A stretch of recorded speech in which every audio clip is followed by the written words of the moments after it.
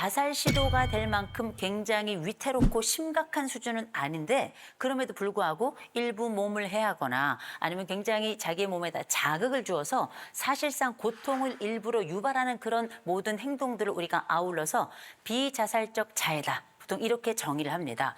근데 보세요. 요새는 아이들의 발달이 빨라져 가지고요. 발육이 좋아지면서 실제 사춘기도 많이 당겨졌잖아요. 이러면서 놀라울 정도로 아주 어린 아이들의 자해가 마치 유행처럼 더군다나 SNS를 타고 일종의 전염병처럼 퍼지고 있는데요. 아, 위험하다.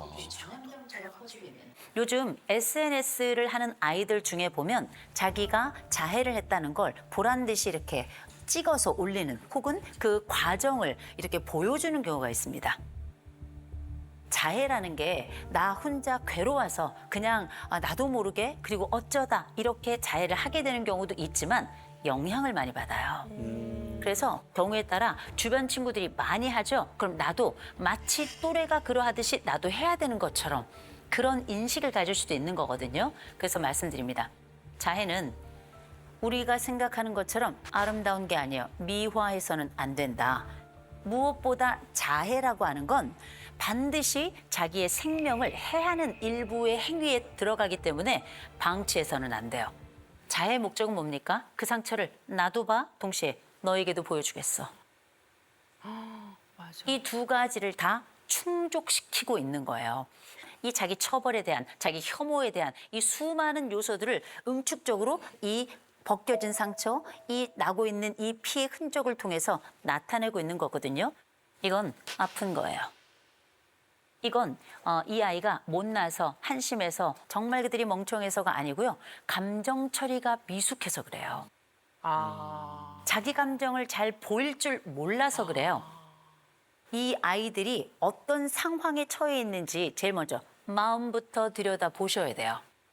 자해 안쪽에는 굉장히 복잡한 여러 감정이 있기 때문입니다. 첫째, 자기 혐오. 나는 태어나지 말았어야 해. 나는 등신 같아. 나는 공부도 못해. 내 부모의 만족을 조금도 충족시키지 못해.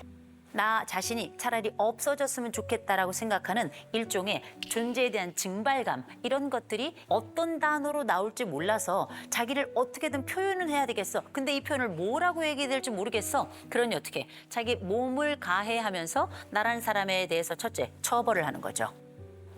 이렇게 한심한 너는 사라져도 돼 라고 생각을 하는데, 특별히 이게 SNS를 통과하면서 친구들 사이에 회자가 되면서 자기 처벌 방식을 자해의 방식으로 나타내는 경우가 많아진 거거든요. 끔찍하다. 진짜 끊어줘야 돼 이거. 자, 그러면 생각해 보세요. 부모들 중에 상당수가 아이들이 자해하는 걸 몰라요. 그럴 것 같아. 왠지 아세요? 옷 속에 감춰 있기 때문에, 자기를 드러내지 않기 때문에. 어떤 아이가 상담해 왔어요. 중학교 2학년인데 매번 밴드가 붙어 있어요. 그래서 왜 그런가 나중에 봤더니 이 안쪽이 이걸 아주 이렇게 파가지고요. 이게 살이 이렇게 안으로 우묵 파였더라고요. 아유. 부모도 모르고, 왜냐면 조금씩 파서 이게 안쪽으로 파인 거라 이게 병원에 갈 정도는 또 아닌 거예요. 그러니까 이 엄마가 몰랐던 거예요. 진짜 마음이 너무 아플 것 같아. 그리고 11살 아이인데 학교를 갔다 왔어요. 갔다 와가지고 거울 앞에 섰는데 갑자기 엄마가 있는지 없는지 보더니 자기 뺨을 막 때리더래요. 왜? 홈캠이 있으니까. 홈캠이. 그래서 나중에 이 엄마가 너무 깜짝 놀라서 아이를 데리고 왔어요. 데리고 와서 제가 아이에게 물었습니다. 네 뺨을 때렸다면서가 아니고요. 너 거울 앞에 섰다면서? 그랬더니 네. 왜 거울 앞에 선 거야? 저는 맞아야 돼요. 어머머머머머.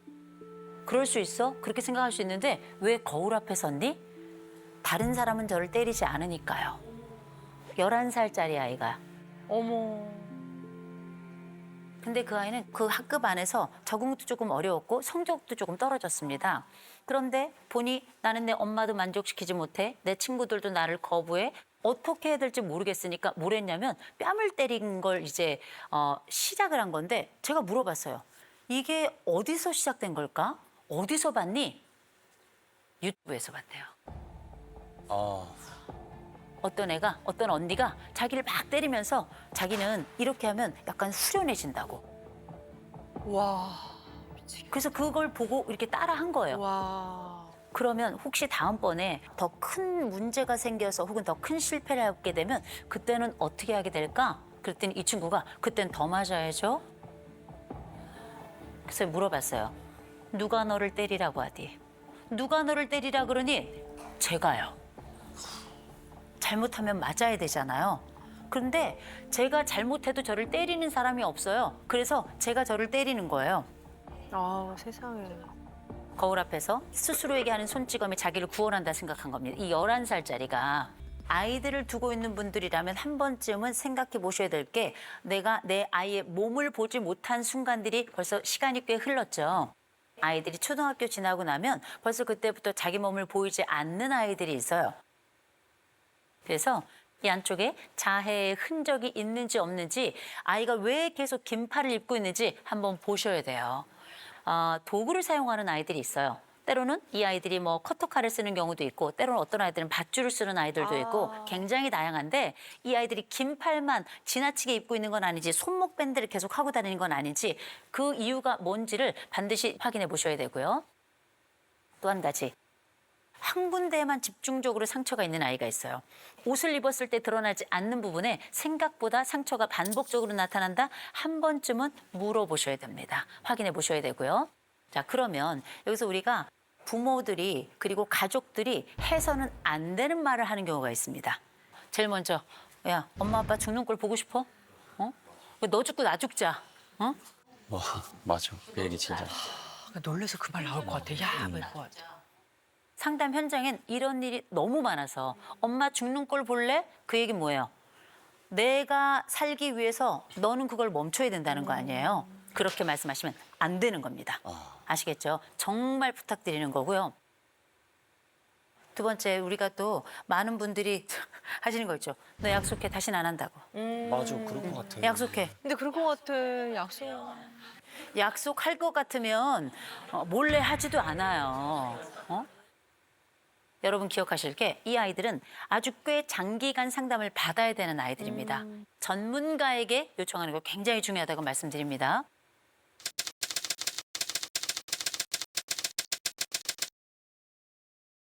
저희 엄마는 진짜 만족을 몰라요. 에? 모든 게 불만이에요. 어렸을 때도 걔네는 이렇다는데 너네는 왜 그래? 자녀들도 비교를 해요. 아하. 그리고 뭐 엄마 맨날 그러고 살지 뭐. 엄마 원래 인생이 그런데 뭐. 엄마도 엄마를 부정해요. 아유. 어떤 일이 딱 생기잖아요. 늘 항상 하는 얘기예요. 그냥 이들을 죽어버렸으면 좋겠어. 엄마 그런 얘기를 자식들이 들었을 때 어떤 자식이 좋게 들어. 제가 막 울면서 엄마한테 얘기한 적도 있어요. 안 고쳐져요? 아 세상에. 매일 엄마를 보는데 매일 그런 소리를 들으니까 진짜 짜증나. 진짜 이해할 수가 없어요 지금. 답답해 죽겠어요. 야. 네, 홍영희입니다. 네, 좋습니다. 우리 따님이요. 저는 39살 정연주입니다. 네. 아니 그 어머님께서 남들이랑 또 가족들이랑 이렇게 비교하는 말도 자주 하신다고. 비교가 좀 힘든데. 예를 들어서 저는 직업이 군인이에요. 멋있어. 네, 솔지요. 충성. 네.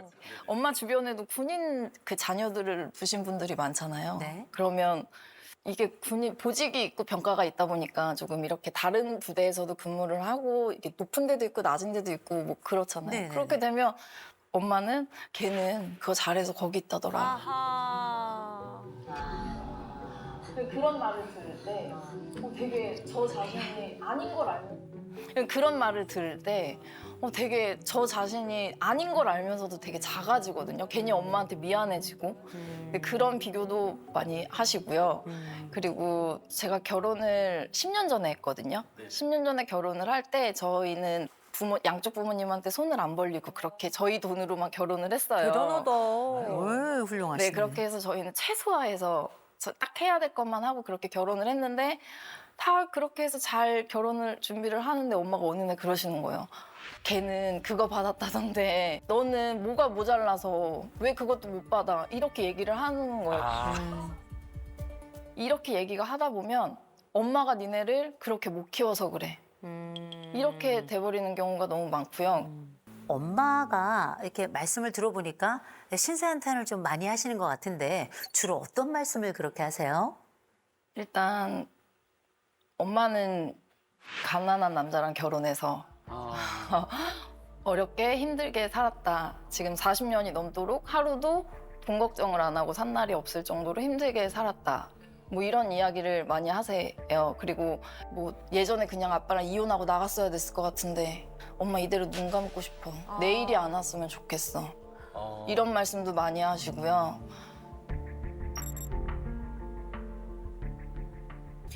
지금 따님 얘기를 들어볼 때는 엄마는 계속 비교하는 엄마. 그래서 그 얘기를 들으면 이 엄마는 세상에서 제일 불행한 사람 같단 말이에요. 딸의 이야기가 맞는 건가요? 아니요, 저는 비교했다고 생각하는 게 아니라 네. 얘네들이 좀 공감해주고 좀 내 편이 돼줬으면 좋겠는데 남편도 안 해, 자식들도 안 해. 아이고, 혼자서. 나는 뭐야, 나만 소외된 느낌이 들고 이게 내가 뭐지? 그렇다고 내 가족 얘기를 아무 데나 가서 막 떠들기는 싫고. 좀 쌓이셨구나. 네. 엄마가 외로우셨구나. 근데 사실은 이제 또 어머님이 조금 이해되네요, 아무래도. 그러면 따님은 엄마가 이해 안 되는 부분 좀 있으세요? 약간. 엄마가 매일 외할머니, 외할아버지 그리고 저희 친할머니를 돌보세요. 그러다 보니까 노인분들이 아니 지금 그러면 양쪽의 그 부모님을 다 부양을 하고 계신 거예요? 지금? 지금도 돌보세요? 네. 시댁 부모님, 시어머님도요? 네, 저희 엄마가 새벽 5시, 4시에 일어나셔가지고 외할아버지가 누워 계시거든요. 가서 외할아버지 돌보고 외할머니 컨트롤하고 그리고 친가로 넘어가서 할머니가 혼자 계세요. 그래서 할머니도 이렇게 케어를 하고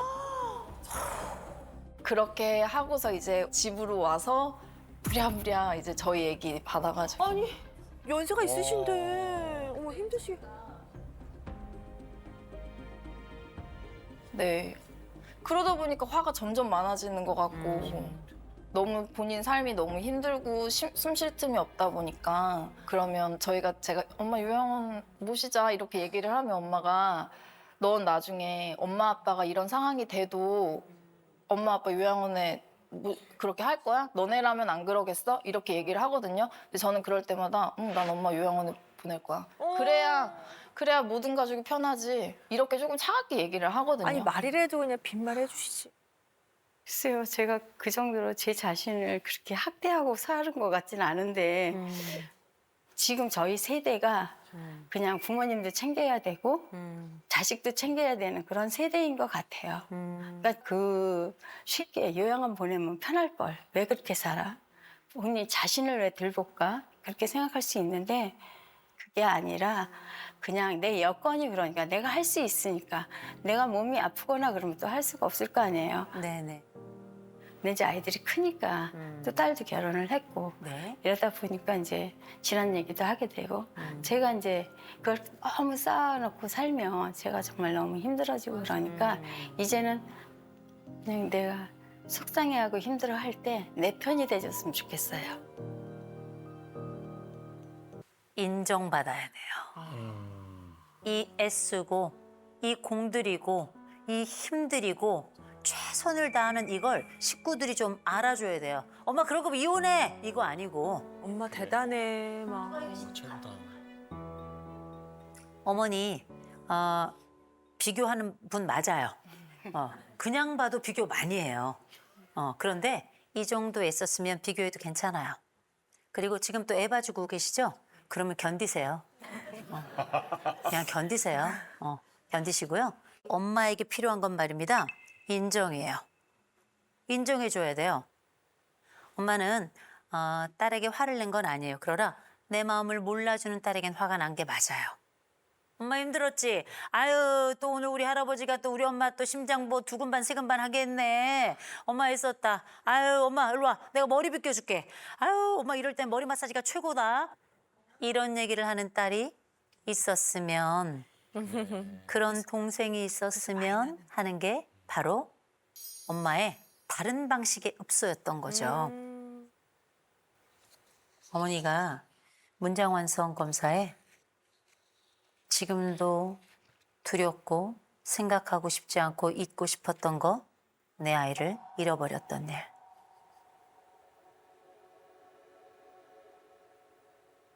아들을 잃으셨더라고요. 네. 그것도 첫 아들을.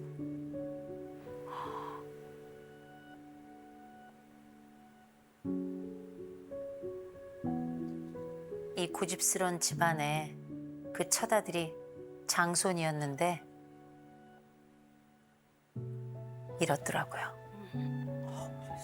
3개월밖에 안 된 아이였는데 산사태가 나서 이 딸이 자기가 아들 대신 태어난 걸 알고 있어요. 그래서 자기도 모르게 이 엄마 옆에 들러붙어 있는 거예요. 내 오빠 대신 내가 태어났어. 그래서 나는 강인해야지. 오빠를 대신해야지.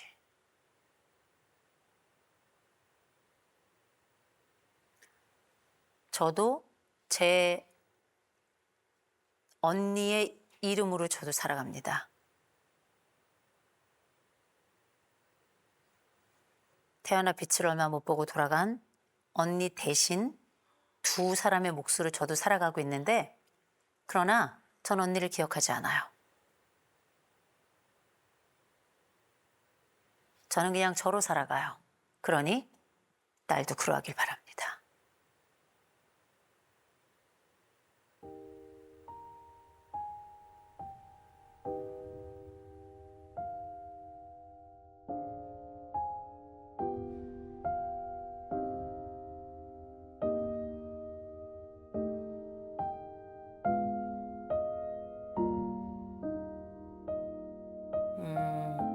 그리고 엄마에게 지금부터 두 가지를 해야 될 거예요. 하나, 엄마를 만나죠? 깜짝깜짝 놀래고 감탄해 주세요. 엄마 오늘 그거 어떻게 했어? 아유, 엄마 잘했어. 엄마 잘했어. 엄마만큼 할 사람 없다니까? 아주 그냥 귀에 말뚝이 박히도록 해주셔야 돼요. 맞아. 야, 제발 그만 좀 그만해라. 어? 맞아, 엄마 아주 최고. 포만의 상태로 들어가야 되는데, 그래서 제가 우리 따님께 먼저 여쭤보겠습니다. 우리 어머니께 말씀 좀 해주세요. 엄마 정말 대단해. 엄마 정말 대단해.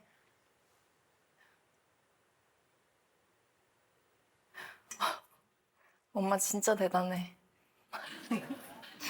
어머, 할 수 어머니 있을 좋아하시는 것 거 같아. 봐. 좋아하는 거. 엄마 힘들었지? 엄마 너무 고생했어. 이 얘기 해주시면 돼요.